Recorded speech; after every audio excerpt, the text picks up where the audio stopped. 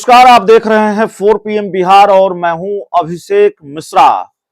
राजनीति में दरवाजे बंद होते हैं तो दरवाजे खुल भी जाते हैं। ये भाषा हमारी नहीं है, ये शब्द हमारे नहीं है, ये लाइनें, ये शब्द, ये भाषा भारतीय जनता पार्टी की भाषा है। ये बोल बिहार के पूर्व उप मुख्यमंत्री और भारतीय जनता पार्टी के बिहार में बड़े नेता सुशील कुमार मोदी के हैं।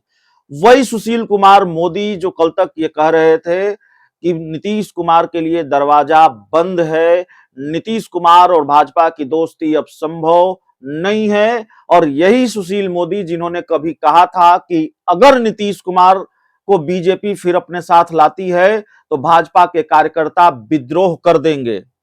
ऐसे बयान थे सुशील कुमार मोदी के। और सुशील कुमार मोदी को ही दोष क्यों दें या उनके बारे में ही क्यों कहा जाए। देश के गृह मंत्री अमित शाह बिहार की रैलियों में हुंकार भर रहे थे और लगातार कह रहे थे कि नीतीश बाबू आपके लिए दरवाजे बंद है। आज वही भारतीय जनता पार्टी कर रही है, दरवाजा बंद होता है तो दरवाजा खुलता है। तो सबसे बड़ा बयान जो है इस वक्त भारतीय जनता पार्टी का, नीतीश कुमार और भारतीय जनता पार्टी के बीच के गठबंधन को लेकर, बिहार के मौजूदा राजनीतिक हालात को लेकर, वो सबसे बड़ा बयान यही है कि बिहार के पूर्व उप मुख्यमंत्री सुशील कुमार मोदी और भारतीय जनता पार्टी के बड़े नेता सांसद सुशील मोदी ने कहा है कि राजनीति में अगर दरवाजे बंद होते हैं तो दरवाजे खुलते भी हैं। लगता नहीं कि अब बहुत कुछ कहने की जरूरत है, आखिरी वक्त में क्या हो जाए पता नहीं है, लेकिन अभी जो स्थिति है, मौजूदा स्थिति और परिस्थिति है, वो बहुत साफ है। उसमें किसी अगर मगर की बात नहीं है। अब ये सवाल नहीं है, सवाल बदल गया है, खेल होगा कि नहीं होगा। खेल तो साफ हो चुका है। जिस तरह के बयान सामने आ रहे हैं, तेवर और सुर सिर्फ बीजेपी के नहीं बदले हैं। हमने आपको बताया कल चिराग पासवान के भी बदल गए हैं। चिराग पासवान नीतीश कुमार के कट्टर सियासी दुश्मन, नीतीश कुमार पर हमले का एक भी मौका नहीं छोड़ते। और वो चिराग पासवान, उनके सुर बदले नजर आए। उन्होंने कहा कि देखिए, जो होगा बिहार के हित में होगा और बिहार के हित में अच्छा होगा।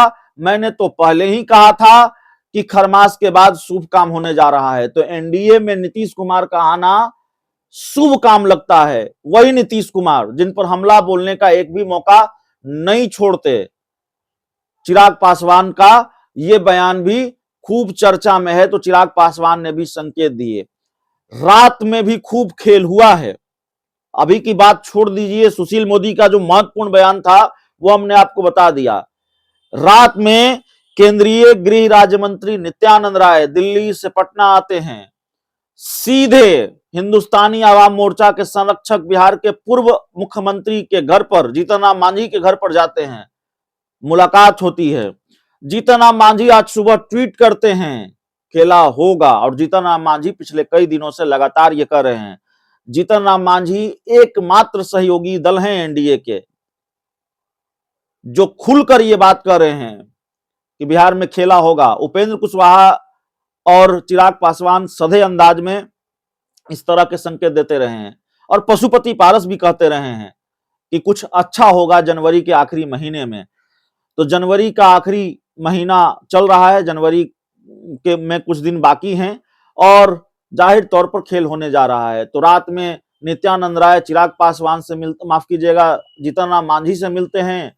चिराग पासवान के बारे में यह जानकारी आती है कि भाजपा के शीर्ष नेतृत्व ने उनको इस बात से अवगत करा दिया है कि नीतीश कुमार एनडीए में आ रहे हैं, लेकिन उनके हितों का भी ख्याल रखेगी बीजेपी। उनके हितों को नजरअंदाज करके नीतीश कुमार से दोस्ती नहीं होगी। चिराग पासवान को बुलाया गया है और संभवतः बाकी सहयोगी दलों के साथ भी भारतीय जनता पार्टी दिल्ली में या पटना में कोई मीटिंग करे। चिराग पासवान के साथ अमित शाह की मुलाकात है।